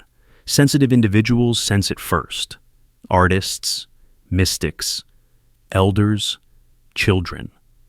Then whole cultures begin to feel it. Anxiety rises, dreams intensify, people start looking upward without knowing why. And then, as always, lunar worship surges, not because the moon demands it, but because humanity remembers something buried deep within its oldest instincts. When the moon speaks, the world changes. And now, in the modern era, lunar symbolism is rising again. People report strange emotional surges during full moons. New religions centered on lunar cycles are forming. Social media erupts with lunar rituals. Global anxiety is increasing. Climate instability is growing. Species are disappearing. And once again, humanity is turning its gaze toward the moon, just as our ancestors did before every great collapse. The pattern is repeating louder than ever, as if the moon is whispering a warning that humanity once knew how to hear. But here is where the mystery becomes almost unbearable. When researchers from several independent fields, anthropology, archaeoastronomy, geology, and cultural psychology, overlaid timelines of sudden lunar devotion with timelines of mass extinction events, they found a pattern so precise it defied coincidence. Lunar worship spikes not during disaster, not after disaster, but right before the collapse begins. Sometimes decades before, sometimes only years, but always before. It is as if humanity senses a vibration deep in the lunar field, a disturbance stored in the moon's ancient archive from previous extinction cycles, and responds instinctively. This response manifests not as logical preparation, but as ritual, reverence, and fear directed toward the moon itself. In some ancient myths, the moon is described as awakening or stirring in times of global danger. Greek scholars wrote of Selene appearing larger before calamities, as though drawing nearer to Earth. Babylonian texts describe the moon as opening an eye during times of chaos. In Aztec codices, the moon goddess Metztli is shown increasing in size and brightness before the end of cycles. Even Aboriginal Australian stories tell of the moon humming before great fires. These descriptions may not be literal, but they point to a common belief. The moon reacts to danger, and humanity in turn reacts to the moon. Imagine that each extinction, each collapse, each global trauma leaves an electromagnetic scar in the moon's regolith. Each event becomes a memory stored in its dust, its minerals, its charged surface. When conditions on Earth begin to match a previous catastrophe, when temperatures shift, when magnetic fields fluctuate, when oceans warm or freeze, the moon's field vibrates, replaying old patterns like a cosmic alarm. Humans, deeply connected to that field in ways we barely understand, feel this alarm not as science, but as instinct. And instinct expresses itself in ancient ways: rituals, myths, worship. Some cultures believed the moon was not merely warning them, but choosing who would survive. Before the Thera eruption, Minoan priestesses performed moonlit selection rituals, claiming the moon had whispered which children were destined to rebuild the world. Before the fall of Angkor, monks reported visions of a silver figure descending from the moon to guide souls toward safer lands. In the final years of Easter Island's decline, islanders carved dozens of lunar glyphs, far more than at any other time, believing the moon could preserve their spirits even if their bodies perished. And then there is the most haunting pattern of all. During times of danger, the moon becomes a mirror for human emotion. Historical records show that before disasters, people often describe the moon as looking unusually sad, distorted, or restless. Roman historians wrote of a troubled moon before Pompeii's destruction. Japanese poets described the moon as quivering before the great tsunamis. Inuit elders spoke of the moon turning away before deadly winters. Whether atmospheric optics or something more subtle, humanity interpreted these signs as messages, warnings etched in light. If the moon is a quantum memory field, then perhaps these distortions represent resonance between past and present trauma. As Earth approaches another collapse cycle, the moon may be vibrating with ancient memory, casting echoes into the visual and emotional perception of billions of people.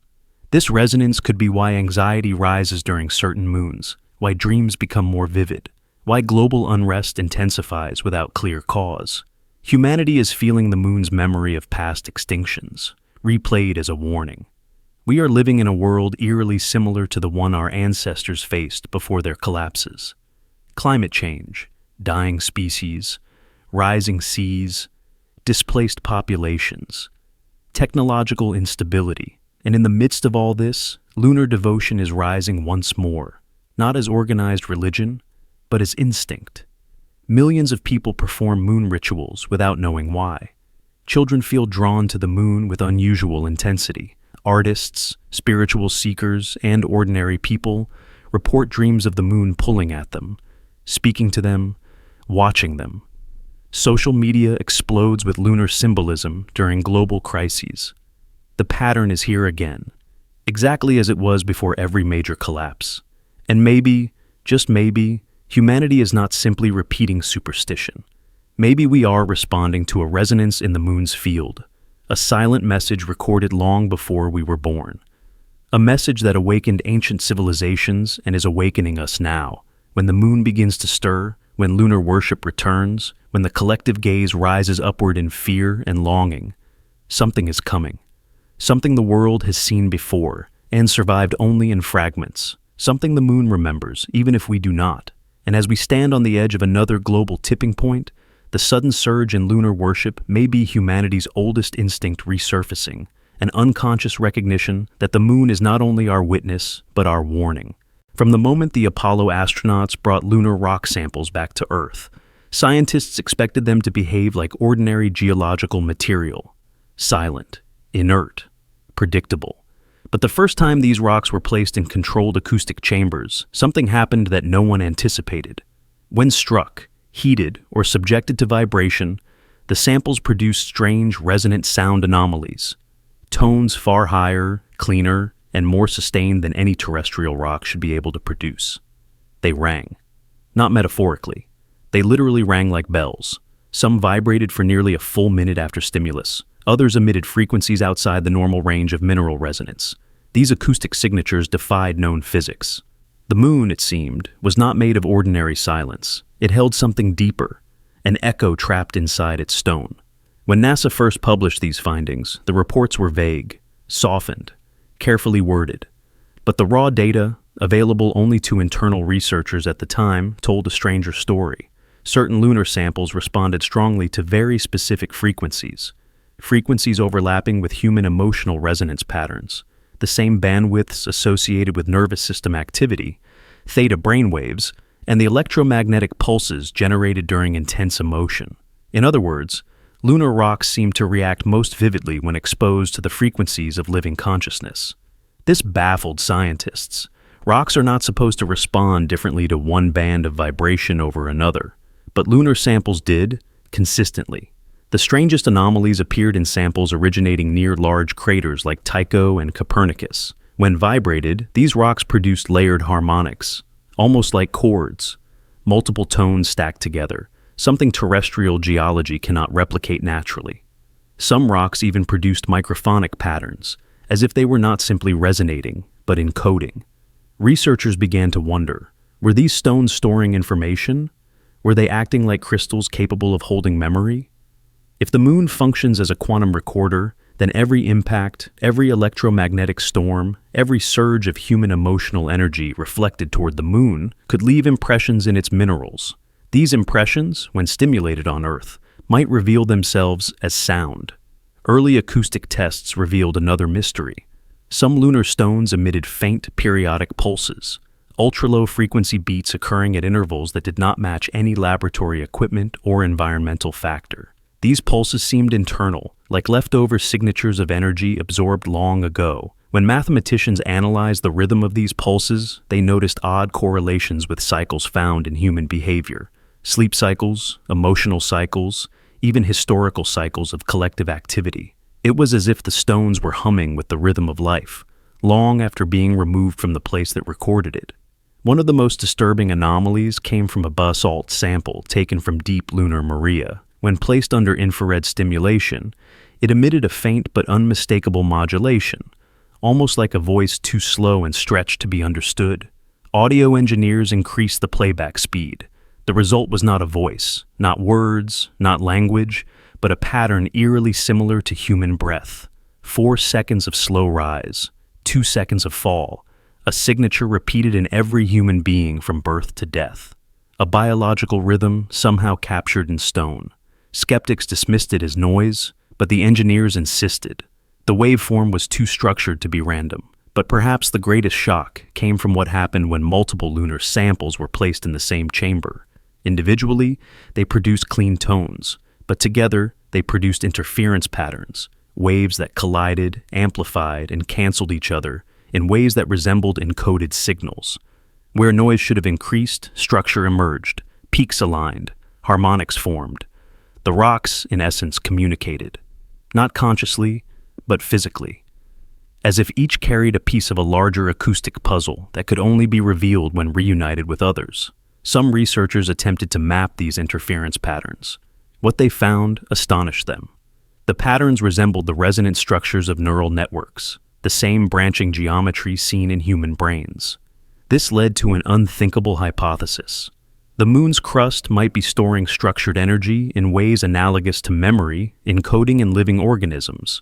Lunar rock was not alive, but its resonance behavior hinted at organization, an ancient archive of vibration, frequency, and impact. When news of these anomalies leaked into fringe science circles, theorists proposed bold ideas. Some claimed the rocks were recording devices. Others believed they were fragments of a much larger resonant system, like pieces of a cosmic instrument. But the most haunting theory was this: the moon itself is listening.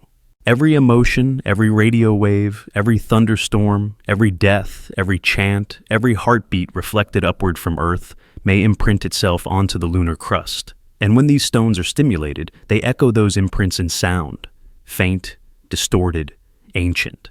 NASA publicly downplayed the anomalies, but behind closed doors, the tests intensified. They exposed the rocks to millions of frequencies, electromagnetic pulses, thermal shocks, vacuum simulations. Each time, the anomalies persisted. Some rocks responded differently depending on the emotional state of the technicians present. Sensors picked up slight shifts in harmonic structure during moments of stress, sadness, or excitement. It was as if the rocks were reacting to consciousness in the room. One technician recorded a chilling event in his private notes. During a late-night experiment, while alone in the chamber, he tapped a Highland sample with a metal bar. The stone emitted a piercing, sustained tone, but beneath it, he swore he heard something else. A faint pattern, rhythmic, almost like a series of distant heartbeats. He repeated the test. The pattern returned. But when his colleague entered the room minutes later, the anomaly vanished. The rocks, it seemed, responded differently when unobserved. As the years passed, many of these experiments were quietly archived. Funding shifted. Public focus moved elsewhere. But the anomalies never stopped. Every decade, new tests, often by independent labs, rediscovered the same impossible behaviors. Lunar rock is strangely resonant, strangely reactive, strangely aware. Something inside those stones hums with the echoes of time, and if the moon is truly a quantum recording device, then every sound anomaly inside lunar samples is a message. Not one sent in language, but one carved into vibration. A message that says, the moon remembers. Every impact, every emotion reflected to it, every cycle of extinction, every surge of human fear. The rocks we brought back are fragments of a vast archive, a library written not in words, but in resonance. And when struck, heated or stimulated, they do what all memories do when awakened. They speak. Some of the most unsettling results came from a series of classified acoustic tests performed in the early 1980s, long after the Apollo missions had ended. These tests used ultra-sensitive microphones capable of detecting vibrations at the quantum threshold. Waves so subtle they border on the limits of physical measurement. When lunar samples were stimulated under these conditions, they produced anomalies that resembled encoded packets of information, brief pulses separated by precise intervals. Engineers compared these pulses to binary sequences, and while not identical, the structures were shockingly similar in complexity. These were not random tremors. They carried pattern, order, meaning. In one experiment, scientists cooled a lunar sample to near absolute zero and struck it lightly with a diamond hammer. Instead of a simple ping, the rock emitted a cascading series of tones descending in perfect mathematical ratios. 3, 2, then 5, 4, then 7, 6, ratios found in harmonic scales used in ancient music across multiple civilizations. These intervals did not appear in terrestrial minerals. The implication was disturbing. Something in the lunar crust resonates musically, as if it has been shaped or has evolved to store information through harmonic relationships. But the most extraordinary discovery was made when researchers accelerated playback of a deep lunar resonance by a factor of 50. What had sounded like a dull vibration transformed into a complex rising tone, eerily reminiscent of a chant. Not a voice, not words, but the emotional shape of a chant, its structure, its cadence, its build and release. The waveform showed patterns matching the amplitude curves of ancient funerary chants recorded in Tibetan and Sumerian traditions. The engineers were stunned. How could a rock from the moon produce a sound that mirrored the emotional architecture of human ritual? Another test, performed unintentionally, came when a researcher humming softly in the chamber noticed that certain samples began to vibrate more intensely. When she changed her pitch, the rocks shifted their response. Lunar stones resonated in harmony with her humming, like tuning forks responding to a singer. She later wrote that the stones felt alive, as if they were listening and replying. Her report was quickly dismissed, but when the experiment was repeated, this time with instruments, the effect was real. Certain lunar samples are highly responsive to human vocal frequencies, especially those associated with sorrow, longing, or deep concentration. Some physicists propose that the moon's unique mineral composition, forged in the violent heat of a primordial collision, created crystal structures capable of storing vibrational information. Others argued that these anomalies are remnants of ancient impacts, millions of years of cosmic collisions imprinting frequency signatures into the rock. But a small group considered a far stranger theory, that the moon has been deliberately engineered, or at least shaped, to act as a resonant device, a recorder, a memory stone the size of a planet. If this is true, then each acoustic anomaly detected in lunar samples is more than a curiosity. It is a fragment of a vast database, a sliver of a cosmic hard drive holding the echoes of everything that has ever touched the moon. Every meteor strike, every solar storm, every electromagnetic surge from Earth, every collective emotional event humanity has experienced, all stored not as words or images, but as vibration, the most fundamental language of the universe. And yet there is one final anomaly, one that few talk about because it defies rational explanation. In a sealed experiment with vibration-isolated, soundproofed walls and electromagnetic shielding, a lunar sample emitted a faint signal without any external stimulation. It began with a low hum, then a series of pulses spaced at perfect intervals, then a rising harmonic that faded into silence. Instruments registered the event clearly. There was no interference, no movement, no heat, no impact. The rock, silent for decades, spoke on its own. Some dismissed it as thermal noise, others as quantum fluctuation. But a handful of researchers believed otherwise. They argued that if lunar rocks behave like memory devices, then occasional internal discharge is natural, like a computer releasing stored energy, a memory flicker, a playback of something once imprinted. Not communication with us, but an echo of something ancient unfolding within the stone.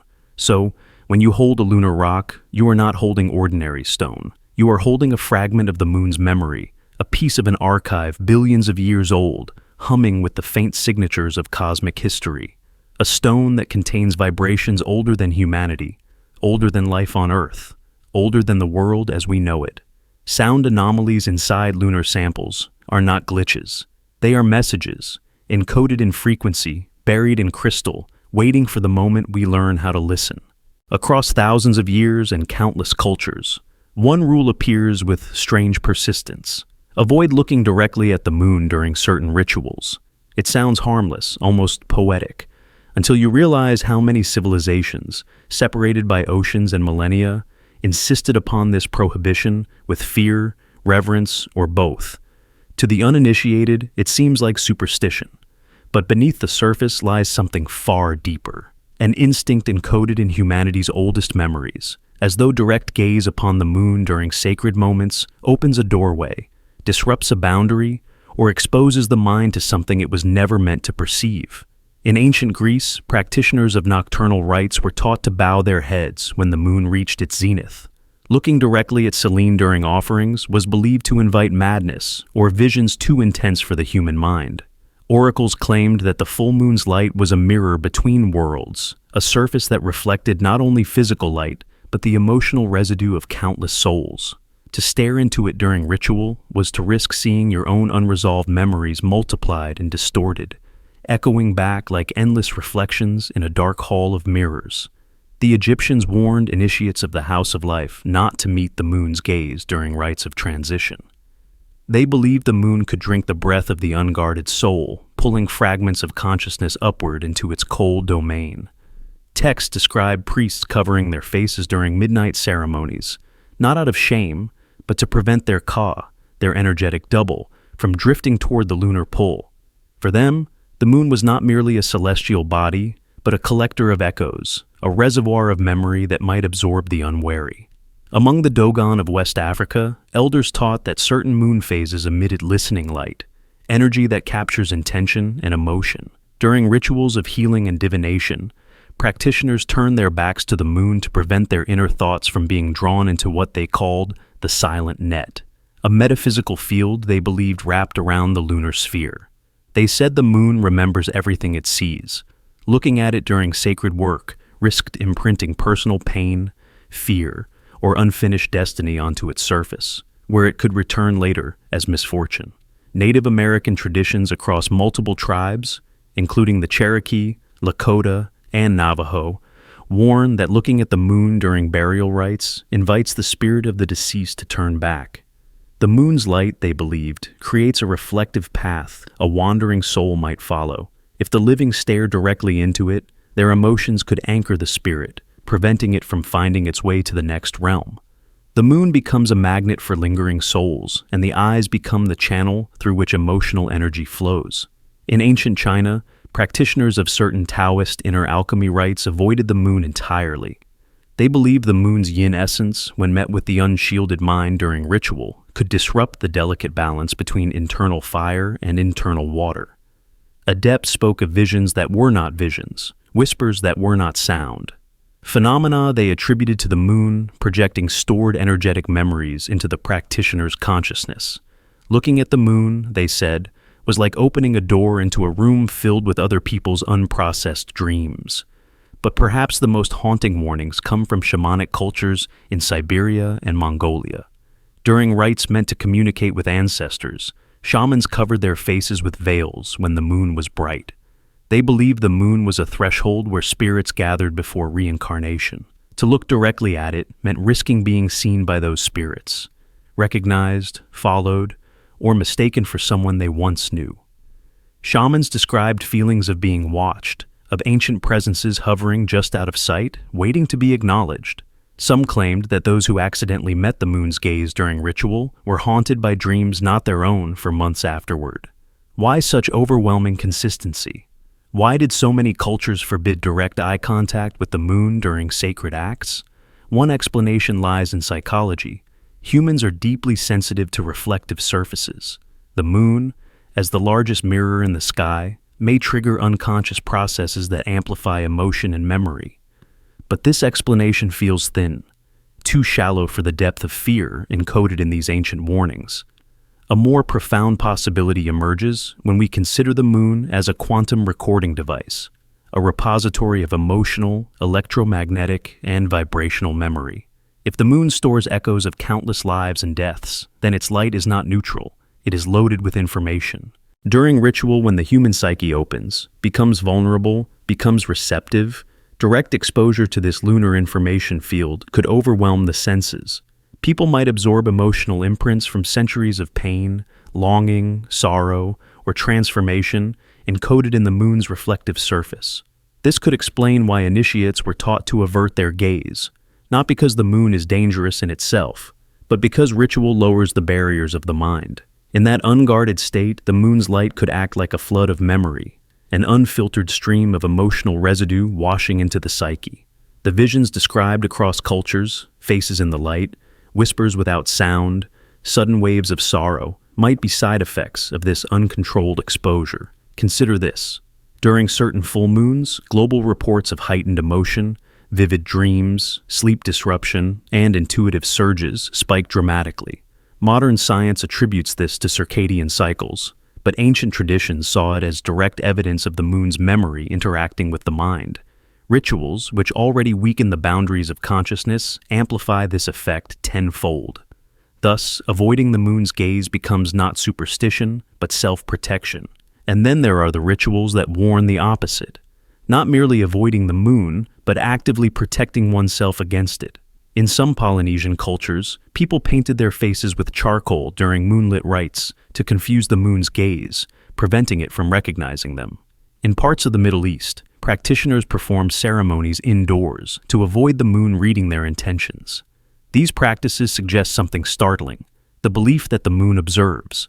If the moon does act as a recorder, a silent witness of human emotion, then rituals aimed at healing, transformation, or communication with the unseen might risk broadcasting those intentions to a cosmic archive. Looking directly at it would be like staring into a camera while revealing your deepest secrets. The ancients may have instinctively sensed this, shielding their eyes to maintain spiritual privacy. But the deepest and most troubling explanation lies in ancient esoteric texts, which claim the moon is not merely a witness, but an intermediary. That during rituals, the veil thins, and that looking at the moon at the wrong moment allows something, an echo, a memory, a presence, to look back. Many cultures describe the moon as an eye, but not metaphorically. An eye that observes human destiny, an eye that remembers, an eye that recognizes. To meet its gaze during ritual is to be seen in your most vulnerable state, your soul exposed, your intentions open, your emotional fields unshielded. Some texts go further, warning that the moon does not simply store emotional memory, but reflects it back. That looking at it during ritual may cause the practitioner to encounter unresolved trauma, not only from their own life, but from the collective archive of humanity. A person might see visions of loss, conflict, or ancient grief embedded in lunar memory. They might feel emotions that have no origin in their personal history. They might mistake these reflections for divine revelation. Modern accounts mirror these ancient fears. People practicing meditation or energy work under full moonlight often report sudden waves of sadness or euphoria, unexplained visions, or sensations of being watched. Some describe a strange pull, as though the moon is not simply illuminating them, but drawing something out. Others feel disoriented, fragmented, or emotionally raw afterward, as if they interacted with a reservoir of memory far larger than themselves. What if these experiences are not hallucinations, but interactions with an immense archive? What if the moon's light carries emotional resonance accumulated over millennia? And what if looking directly at it during ritual exposes the mind to this information field without filter or context? If so, then ancient prohibitions make perfect sense. Ritual is a moment of vulnerability, a moment when the mind opens inward, turning its gaze toward the unseen. Direct exposure to the moon's reflective memory during such openness could destabilize the psyche, not because the moon is malevolent, but because memory, especially collective memory, is overwhelming. This is why countless cultures instructed practitioners to shield their eyes, turn away, or wait for a phase when the moon's light was weakest. They were not avoiding the moon. They were avoiding exposure to the immense emotional archive encoded within it, a force too vast for the unprepared mind to meet directly, a gaze too ancient, a memory too heavy. There is another layer to this mystery, one that emerges not from myths or anthropology, but from modern neurological research. Studies conducted over the past decade show that the human brain responds differently to moonlight than to any other form of natural illumination. Even when intensity and wavelength are controlled, moonlight triggers heightened limbic activity, the emotional center of the brain, far more strongly than starlight or artificial light. Some researchers believe this is because moonlight contains subtle modulations caused by its reflection off the lunar surface. If the moon stores electromagnetic memory, then moonlight may carry signatures of those imprints. During ritual, when the brain enters altered states, these modulations may sync with emotional frequencies, creating visions or sensations that feel external, otherworldly, or overwhelming. Ancient practitioners would not have understood the neuroscience, but they would have felt the effect. They would have sensed the danger of unfiltered moonlight interacting with an open mind. There are modern testimonies that echo ancient warnings. Energy workers, meditation practitioners, and ceremonial groups often report that full moon rituals without eye shielding lead to emotional flooding, unexpected tears, bursts of anger, or overwhelming nostalgia. Even people with no spiritual background describe feeling too open or too exposed when staring at the moon during deep reflection. This is particularly common during eclipses, when the moon's electromagnetic interaction with Earth intensifies. Cultures across the world avoided looking at the moon during eclipses for this very reason, believing the soul becomes vulnerable during these rare alignments. They said the moon's true face is revealed during an eclipse, a face filled with memory, shadow, and echoes of ages long gone. Consider the ancient Hebrews, who performed certain rites indoors during full moons, refusing to let moonlight touch their ceremonial tools. They believed moonlight could contaminate sacred objects with the emotional residue of past generations. In medieval Europe, midwives refused to look at the moon when delivering children, fearing that the newborn would absorb the mother's unresolved grief if bathed in lunar light. In Japan's Heian period, nobles traveled under curtains during full moons, convinced that direct exposure could imprint unwanted memories upon the spirit. But the most unsettling accounts come from the Himalayas, where monks practicing advanced meditation techniques were explicitly taught to avoid the moon during their deepest states. Their teachings warned that the moon reflects the echoes of wandering souls, those waiting in orbit before rebirth.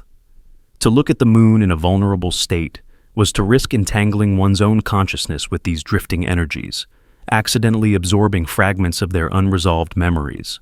Monks who broke this rule reported vivid nightmares of lives they never lived, deaths they never died, and landscapes they had never seen. Their minds became entangled with the lunar archive.